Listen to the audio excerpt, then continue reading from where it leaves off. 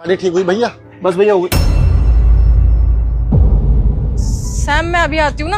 अरे 2 मिनट यार, बस हो गई गाड़ी ठीक, निकल रहे हैं हम लोग।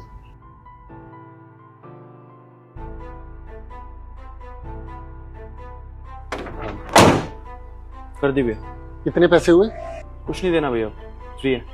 कुछ नहीं देना? अरे भाई इतना बड़ा गराज खोल के बैठे हो, फ्री में काम कर रहे हो क्या?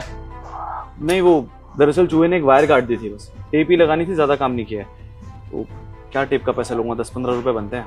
आप लोग ले जाइए गाड़ी। अरे भाई आजकल तो लोग सिर्फ टच करने के पैसे ले लेते हैं, और आप इतना बड़ा काम करने के बावजूद ये बोल रहे हो कि कुछ पैसे नहीं चाहिए, ऐसा क्यों? धोखा देने की आदत नहीं है ना भैया। मेरा कहने का मतलब है कि आपकी वाइफ बहुत खूबसूरत है। नहीं, she is not my wife, actually she is my girlfriend. अच्छा, गर्लफ्रेंड है आपकी? कितना टाइम हुआ आप लोगों के रिलेशन को? लास्ट 6 मंथ से। 6 महीने में इतना प्यार, बहुत अच्छी बात है भैया। वैसे पैसे के बदले आप एक एडवाइस दे सकते हैं मुझे? हाँ पूछे। दरअसल क्या है ना भैया कि मेरी बीवी ना मुझे धोखा दे रही है। वो अपने बॉयफ्रेंड के साथ घूमती है फिरती है। यू मीन तुम्हारी बीवी का बॉयफ्रेंड है? मतलब शादी के बाद भी तुम्हारी बीवी अफेयर चला रही है? सताक्षी देख रहे हो यार कैसा जमाना आ गया है, शादी के बाद भी लड़कियां अफेयर चला रही है। लेकिन तुम्हें ऐसा क्यों लगता है कि तुम्हारी बीवी का बॉयफ्रेंड है? तुमने देखा है? जी भैया, मैंने सब कुछ अपनी आंखों से ही देखा। सच कहूं तो पहली नजर में मुझे भी भरोसा नहीं हुआ था, लेकिन अब उसके कपड़े देखकर, उसकी चाल ढाल को देख के पता चल रहा है कि वो धोखा दे रही है मुझे। भैया वो घर से तो हमेशा यही बोल के निकलती है कि मम्मी के घर जा रही हूँ, दोस्तों से मिलने जा रही हूँ, कोचिंग सेंटर ज्वाइन कर लिया, सिलाई सीखूंगी अब। और निकलती भी सूट में ही है भैया, लेकिन बाहर आते कपड़े बदल लेती है, शॉर्ट ड्रेस पहन लेती है, अपने बॉयफ्रेंड के साथ उसकी महंगी महंगी गाड़ियों में घूमती है। बस यही एडवाइस चाहिए भैया कि मुझे क्या करना चाहिए, या फिर अगर आप मेरी जगह होते तो आप क्या करते? देखो भाई, अगर मैं तुम्हारी जगह होता ना तो मैं तो पहली फुर्सत में उस लड़की को रफा दफा कर देता। क्योंकि यार किसी भी रिश्ते में ना लॉयल्टी इज फर्स्ट प्रियोरिटी, वो चाहे वाइफ हो चाहे गर्लफ्रेंड हो। अगर वो लॉयल ही नहीं है तो वहां रहने का कोई मतलब बनता ही नहीं है ना सताक्षी? तो भाई मैं होता तो मैं तो कब का छोड़ देता। वैसे एक बात बोलूं भाई, अगर आपकी बीवी आपको चीट कर रही है दैट मीन्स आप दोनों के बीच में प्यार था ही नहीं। आप तो प्यार करते हो अपनी बीवी से, लेकिन आपकी बीवी बिल्कुल भी आपसे प्यार नहीं करती। अगर वो आपसे प्यार करती ना तो वो कभी आपको धोखा देती ही नहीं। दुख की बात पता है क्या है भैया?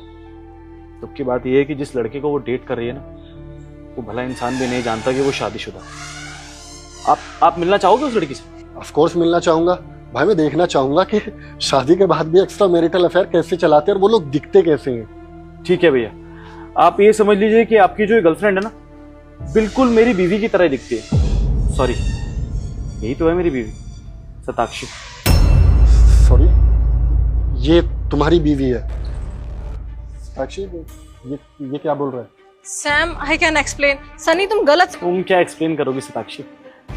अब एक्सप्लेन करने के लिए बचा क्या है हमारी जिंदगी? यही है भैया, यही है मेरी वाइफ, जो मुझे घर पे बोल के निकलती है कि अपनी माँ से मिलने जा रही हूँ, पता नहीं क्या क्या बहाने मारती है, और यहाँ अपने अमीर बॉयफ्रेंडों के साथ घूमती है। भैया आपसे बड़ा पागल तो मैं हूँ। इस औरत के लिए 18 घंटे मेहनत कर रहा हूँ ताकि इसको वो सारी खुशियां दे सकूं जो मैं इसे नहीं दे पा रहा हूँ। लेकिन इसने तो भारी खुशियां ढूंढ ली। और अभी आपने क्या कहा था भैया कि ऐसी लड़की को छोड़ दो? छोड़ दिया सताक्षी। आज के बाद तुम्हारा मेरा कोई रिश्ता नहीं। तुम्हें पैसा चाहिए ना, शायद इनसे मिल जाएगा, संभालिए, आप ही की। लेकिन एक बात ध्यान रखना सताक्षी, तुम्हें पैसा बहुत मिल जाएगा, लेकिन कभी खुशी से जी नहीं पाओगे। तो बद्दुआ है मेरी तुम्हारे लिए। ये आदमी खुद को क्या समझता है? मुझे बद्दुआ दे के गया है। बद्दुआ तो इसकी जिंदगी में लगी हुई है कि आज तक अमीर नहीं हो पाया। गरीब का गरीब ही मरेगा ये। और मैंने क्या गलत किया है? कौन सा इंसान अपने शौक मौज नहीं देखता? मैंने भी देखे थोड़ी सी अमीरी। तुम दिमाग से थोड़े साइको हो। तुम्हें समझ आता है कि तुम क्या कर रहे थे, और तुम उस इंसान को गलत बोल रहे हो जो दिन रात इतनी तपती गर्मी में तुम्हारे लिए मेहनत कर रहा है। और तुमने अमीर लड़का देखा नहीं कि अपना रूप बदल लिया? इस तरह की औरत हो तुम, और तुम क्या एक्सपेक्ट कर रही हो उससे? तो धोखा खाने के बाद वो इंसान तुम्हें दुआएं देकर जाएगा, बद्दुआ नहीं। सताक्षी तुम्हें क्या लगता है अब मैं तुम्हारे साथ रहूंगा? ये तो तुम अपने दिमाग से भी निकाल दो। मैंने ना तुम्हारी जैसी घटिया लड़की नहीं देखी। अरे इतना प्यार करने वाला लॉयल हस्बैंड मिला है तुम्हें, बहुत खुश नसीब होती हैं वो लड़कियां जिनको अच्छा लड़का मिलता है। नहीं तो आजकल पता है ना तुम्हें किस तरह के रिलेशनशिप चल रहे हैं, और वो जो रिश्ते ख़राब हो रहे हैं ना, सिर्फ और सिर्फ तुम जैसी लड़कियों की वजह से। और तुम जैसी लड़कियों की वजह से ना सारी लड़कियां बदनाम हैं, इवन लड़कियां ज़ात बदनाम है। इसलिए लड़के आजकल शादी करने से डरते हैं, क्योंकि लॉयल्टी वो तो रही नहीं। शादी से पहले दुनिया भर के अफेयर रखो, अरे एटलीस्ट शादी के बाद तो लॉयल रहो, किसी एक इंसान के बन के रहो। आज के बाद अगर तुमने मुझे अपनी शक्ल भी दिखाई ना, तो मुझसे बुरा कोई नहीं होगा। Get lost. सैम सैम,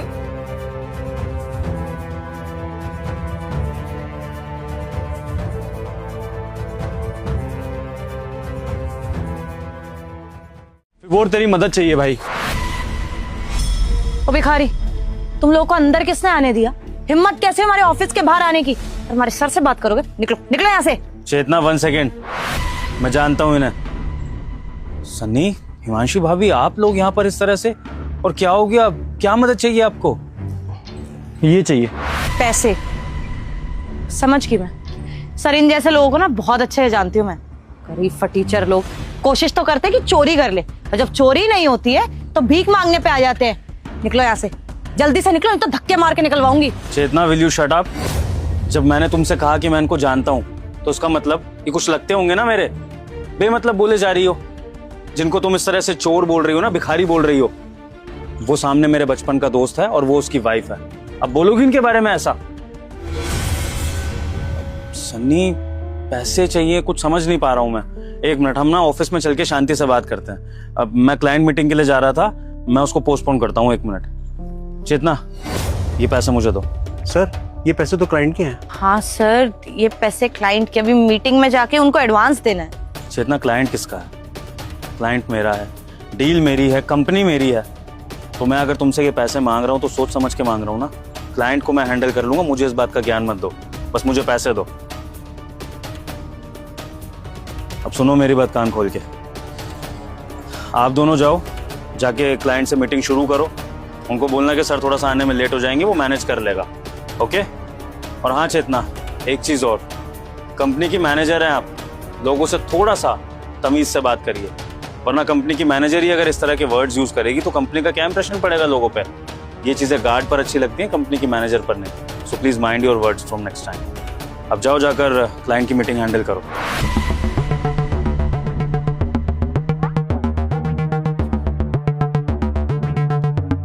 आइए, अब दोनों अंदर आइए। सनी, भाभी, अब आप लोग शांति से बताइए कि बात क्या है, आपको किस तरह की मदद चाहिए और आप ये पैसे क्यों मांग रहे हैं? क्या बात हो गई है? भाई, ये मेरे घर के कागज है। घर पक्का नहीं बना हुआ, लेकिन काम आ सकते हैं तेरे। मानसी,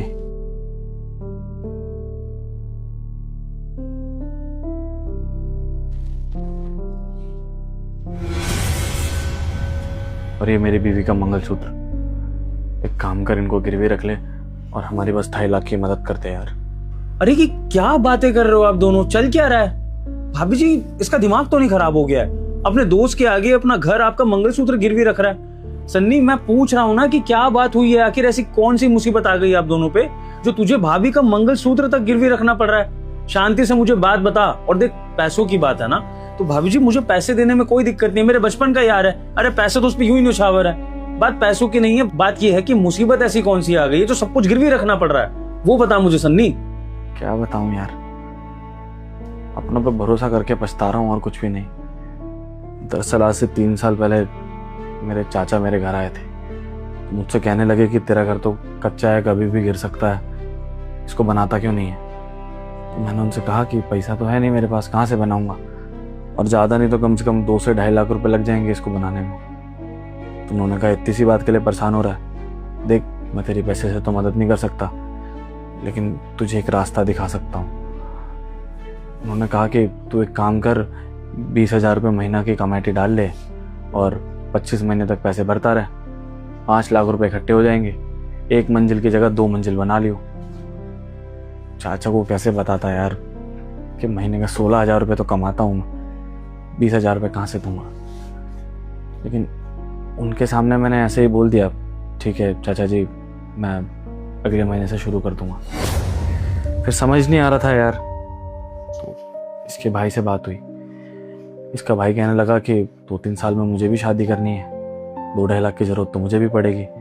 तो जीजा जी एक काम करते हैं, कुछ समय अपना पेट आप काटिए, कुछ समय मैं काटूंगा, 10-10 हज़ार रुपये दोनों महीने के भर के चाचा जी को दे देते हैं।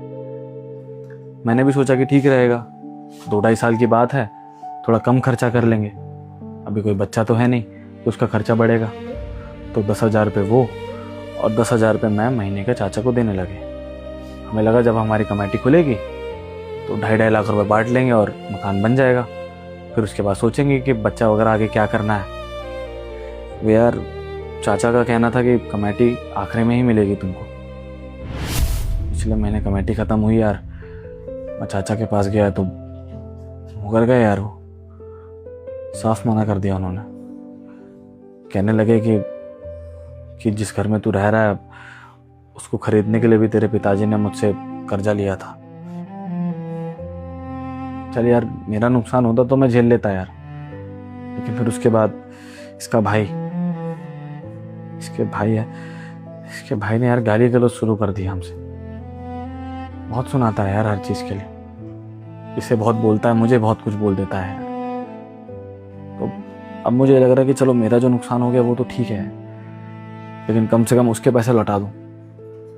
देख गरीब भले ही हूं लेकिन इज्जत तो मेरी भी है ना, इसलिए बस तू 2.5 लाख रुपए की मदद कर दे यार, मैं उसके पैसे लौटा दूं, उसके बाद आराम से तेरे पैसे लौटा दूंगा। क्योंकि मुझे पता है तू 2-2.5 लाख रुपए के लिए कम से कम गाली गलौज तो नहीं करेगा, और हर महीने लौटा दूंगा यार। अभी तक 6,000 रुपये में खर्चा चला रहे थे, 2-2.5 साल और चला लेंगे। चाचा जी ने एक बार भी नहीं सोचा हमारे बारे में, हमारे भविष्य के बारे में, हम कहाँ रहेंगे, क्या खाएंगे। एकदम से पलट गए। हमने बहुत मेहनत करके कमेटी का पैसा जोड़ा था, हमें उम्मीद थी कि वो पैसा आएगा तो हमारी ज़िंदगी बेहतर होगी। हमारे साथ साथ भाई ने भी भरोसा करके पैसे दिए। अब जब पैसे मिलने से इनकार कर दिया तो भाई के तेवर तो बहुत जल्दी बदल गए। मेरे पति की इतनी बेइज्जती की, बहुत उल्टा सीधा बोला, मुझे न जाने क्या क्या बोला। बस मैं यही चाहती हूँ कि कहीं से पैसों का थोड़ा इंतज़ाम हो जाए तो कम से कम मेरे भाई की जो बदतमीज़ी है वो बंद हो जाएगी। ये मेरी सासू माँ ने मुझे उनकी आखिरी निशानी समझ के दिए थे। मैं चाहती हूँ कि ये सोने के झुमके आप अपने पास रख लें, गिरवी पैसा दे दे। कम से कम मेरा भाई जो इनसे पेश आता है वो बदतमीजी तो नहीं करेगा। भाभी जी ये क्या कर रही हैं आप? अपनी सास की आखिरी निशानी ये भी आगे रख रही हैं मेरे। अरे भाभी जी मुझे समझ नहीं आ रहा है कि इसने क्या बताया आपको मेरे बारे में। मैं इसका दोस्त हूँ या फाइनेंसर हूँ जो मैं पैसे देने के बदले ये सब चीजें गिरवी में लूंगा? अरे भाभी जी पैसे देने में दिक्कत है ही नहीं, पैसे आप लोग लीजिए, अभी आप लोग ये पैसे लीजिए और जाकर अपने भाई को चुका दीजिए। बात पैसों की है नहीं भाभी जी, बात यह है कि आप लोगों पे इतनी बड़ी मुसीबत आ गई है तो आप लोग इस तरह से हार क्यों मान रहे हैं? सन्नी अभी तूने बताया ना कि तेरे चाचा मुकर गए पैसे लेने के बाद, तो तूने अपने चाचा के खिलाफ आवाज नहीं उठाई क्या? कुछ तूने कहा नहीं उनको? उन्होंने कहा तूने मान लिया और तू उस तरह से पैसे लेने के लिए आ गया? मैं ये जानना चाहता हूँ। तुझे क्या लगता है कोशिश नहीं करी होगी क्या यार? खूब लड़ाई झगड़े हुए हैं हमारे, और चाचा हमसे रहता है 100 किलोमीटर दूर। हम अगर केस भी करते हैं ना तो उसके इलाके में जाके दर्ज करना पड़ेगा, और हमारे पास कोई सबूत भी तो नहीं है ना यार कि हम चाचा को 20,000 रुपये महीना का दे रहे थे। या तो बैंक से पैसा भेजे होते तो बात अलग थी। हर महीने 20,000 रुपया मैं 100 किलोमीटर दूर दे के आता था चाचा को ताकि मेरा घर बन सके। खाली कोई कागज पत्तर है ही नहीं यार उस चीज़ का, भरोसे पे दे दिए थे। मुझे लगा चाचा हैं, बाप समान है, बच्चों के साथ तो कुछ गलत करेंगे नहीं। लेकिन अब दुख हो रहा है यार, और सच कहूँ तो मुझे भी नहीं लगता कि मेरे पिताजी ने कोई भी कर्जा लिया हुआ। पापा को बहुत अच्छे से जानता था मैं यार, वो भले सूखी रोटी खा लेंगे लेकिन किसी से 1 रुपया नहीं मांगेंगे। इस चक्कर में कई बार लड़ाई होती थी मम्मी से उनकी। समझ रहा हूँ सन्नी, सामने वाली पार्टी पावरफुल भी है और हमारे पास सबूत भी नहीं है उनके खिलाफ कुछ साबित करने के लिए। लेकिन फिर भी सन्नी, गलत को सहना तो गलत है ना। तुझे पता है कि तेरे चाचा ने तेरे साथ गलत किया है और मैं भी अंकल जी को अच्छी तरह से जानता हूँ। जितना मैं बचपन में तेरे घर में रहा हूँ, अंकल जी से बातें करी, उनके बारे में सुना है, जाना है, मुझे नहीं लगता कि तेरे पापा ने चाचा जी से कोई उधार लिया होगा। तो तेरे चाचा तुझे फंसाने की कोशिश कर रहे हैं। और हाँ, मानता हूँ कि आज पावर उनके हाथ में है तो उनका कुछ नहीं बिगाड़ सकता है। लेकिन सन्नी अगर बिना लड़े हार मान लेगा तो ये दुनिया आप दोनों को और दबाएगी। क्या पता कल आपके चाचा आपके साथ कुछ और बुरा करने की सोचे, ये सोच के कि आप दोनों तो लड़ेंगे ही नहीं, है ना। तो इसलिए सन्नी, पैसा वापस मिले ना मिले, तेरे चाचा इस लड़ाई में हारे या ना हारे, लेकिन सन्नी लड़ाई ज़रूर करनी है ताकि तेरे चाचा को ये इल्म हो जाए कि तुम लोग डरने वाले नहीं हो। और क्या पता तुम जीत जाओ और जीतने के बाद तुम्हारे पैसे तुम्हें मिल जाएं। क्योंकि देख सन्नी, बात सिर्फ तेरे पैसों की नहीं है, भाभी जी के भाई का पैसा जो उन्होंने तेरे भरोसे लगाया, वो पैसा भी तो तू अपनी जेब से भर रहा है। तो इतना बड़ा नुकसान तू किसी के फ्रॉड की वजह से क्यों झेलेगा। इसलिए सन्नी, अगर बात इतनी है ना कि तू पावर की वजह से डर रहा है, तो तेरा दोस्त तेरे साथ है।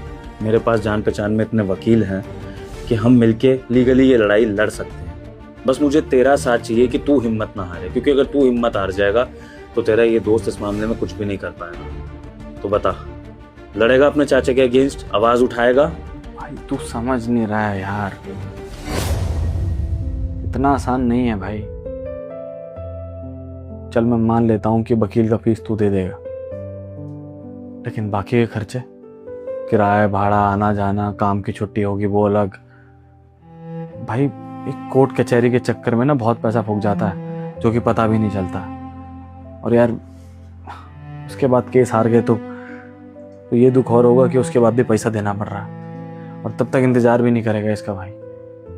भाई हिम्मत दिखाने की बात नहीं है, बात बस इतनी सी है कि कहाँ से इतना खर्चा उठाऊंगा यार। रोज का 200-300 रुपये किराया ही लग जाया करेगा, और ये कचहरियों में तो इंसान का वैसे ही चप्पल खिंच जाता है यार। भाभी जी, आपका पति सच में बहुत बड़ा बेवकूफ़ है। मुझे लगा था कि बचपन में ही थोड़ी सी कम बुद्धि है इसमें, लेकिन बड़े होने के बाद भी कुछ खास बदला नहीं है। अबे गधे, जब तेरा ये दोस्त तुझे मदद ऑफर कर रहा है तो तुझे क्या लगता है कि मैं फाइनेंशियल बर्डन तेरे पे छोड़ दूंगा? मुझे नहीं पता कोर्ट कचहरी के खर्चों का।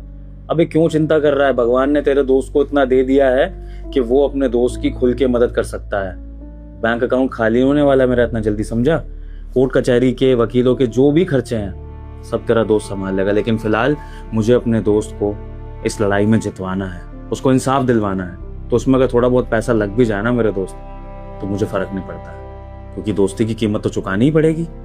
अगर मैं तेरी जगह होता तो क्या तू मेरे लिए ऐसा कुछ नहीं करता ना? तो बस फिर सोचना नहीं है इस बारे में।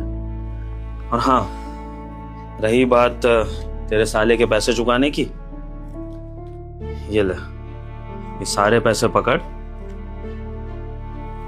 और भाभी जी के भाई को जाके चुका दे, और जो थोड़े बहुत बच जाए उनसे घर में अपने खर्चे वगैरह करो, क्योंकि अभी काम धंधा करने में भी प्रॉब्लम हो रही होगी। और बाकी और जितने पैसों की जरूरत हो, सारे के सारे पैसे तेरा दोस्त तेरे को दे देगा। लेकिन तुझे ये गिरवी वाली हरकत करने की जरूरत नहीं, समझ में आ गया? भाभी जी, दोबारा से आपके गहने कभी मैं इस टेबल पे गिरवी देख ना लूं। ये सारे के सारे गहने आपके ऊपर अच्छे लगते हैं क्योंकि आप घर की लक्ष्मी हो, और घर की लक्ष्मी के गहने गिरवी नहीं होने चाहिए किसी भी मुसीबत में। समझ में आया गधे?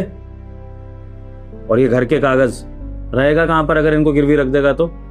अरे तेरा दोस्त बैठा है यार, दोस्त के होते हो कुछ भी गिरवी रखने की जरूरत नहीं है। तो बस निश्चिंत रह, भाभी जी के भाई की उधारी चुका और बाकी सब अपने दोस्त पे छोड़ दे। ले। और हाँ, कच्चे मकान में रहते हो ना आप लोग, देखना ये केस जीतने के बाद पक्के मकान में शिफ्ट करवाऊंगा आप दोनों को, जो आपका अपना पक्का घर होगा, ठीक है?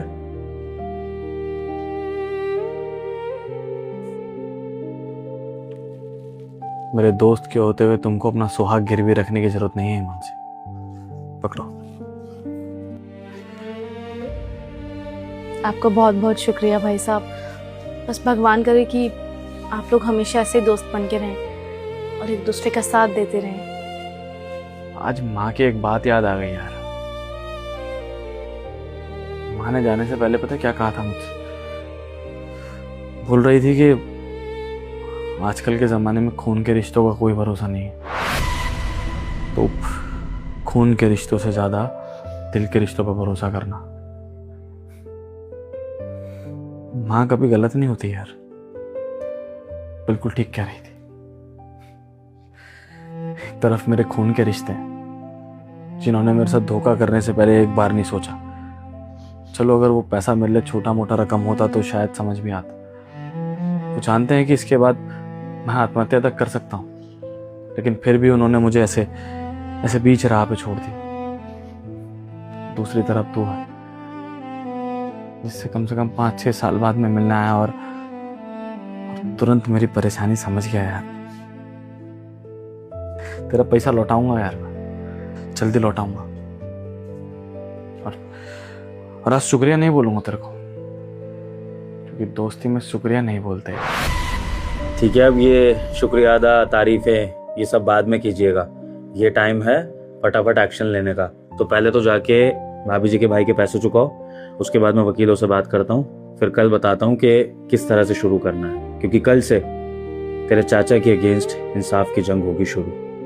ठीक है, आप लोग जल्दी से निकलिए और ध्यान रखिए अपना, और कोई भी दिक्कत परेशानी हो तो बस एक कॉल दूर होऊंगा मैं। चला।